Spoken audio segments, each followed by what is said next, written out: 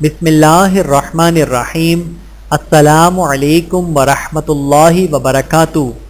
گھر کے افراد کی طرف سے صدقہ فطر ہر صاحب نصاب شخص پر اپنی طرف سے اور اپنی نابالغ اولاد کی طرف سے صدقہ فطر ادا کرنا واجب ہے۔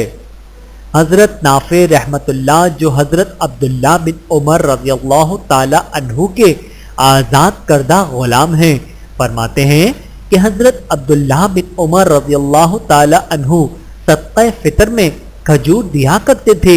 ایک مرتبہ اہل مدینہ میں کھجور کا قحط ہوا تو آپ نے جو کی صورت میں صدقہ فطر ادا کیا۔ حضرت ابن عمر رضی اللہ تعالی عنہ چھوٹے بڑے گھر کے تمام افراد کی طرف سے صدقہ فطر دیا کرتے تھے، یہاں تک کہ میرے بیٹوں کی طرف سے بھی صدقہ فطر دے دیتے تھے۔ نیز ابن عمر رضی اللہ تعالی عنہ صدقہ فطر ان کو دیتے جو قبول کرتے اور عید الفطر سے 1 یا 2 دن پہلے دیتے۔ بحوالہ صحیح بخاری حدیث نمبر 1511۔ اللہ تعالی ہم سب کو احادیث مبارکہ پہ عمل کرنے کی توفیق عطا فرمائے، آمین ثم آمین۔